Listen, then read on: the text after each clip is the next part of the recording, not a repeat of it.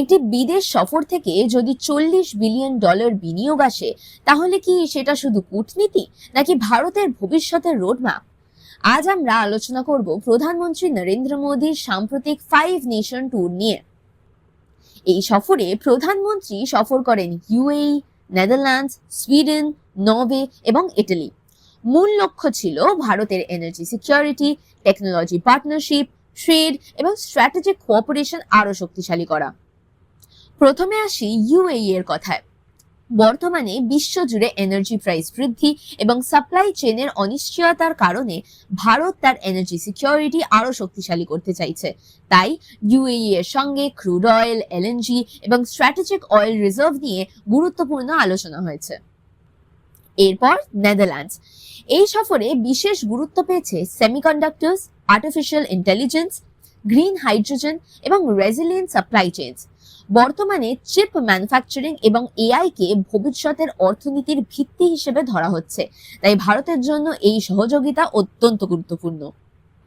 Sweden ও Norway সফরে একটি বড় দিক ছিল ইন্ডিয়া নর্ডিক কোঅপারেশন। এখানে green technology, innovation, clean energy এবং সাস্টেইনেবল ডেভেলপমেন্ট নিয়ে আলোচনা হয়েছে।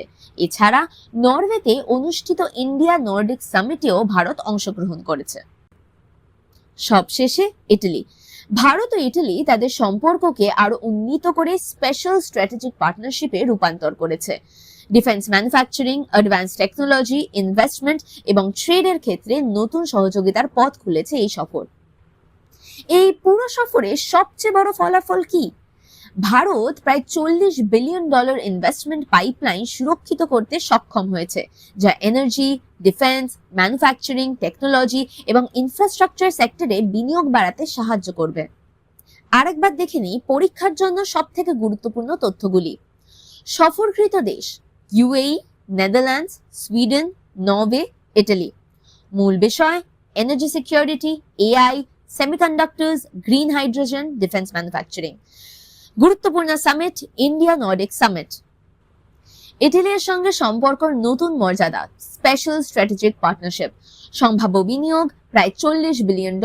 সুতরাং এই 5 নেশন ট্যুর শুধু একটি কূটনৈতিক সফর নয়, বরং বিকশিত ভারত 2047 এর লক্ষ্যে টেকনোলজি, এনার্জি এবং গ্লোবাল পার্টনারশিপ গড়ে তোলার একটি গুরুত্বপূর্ণ পদক্ষেপ।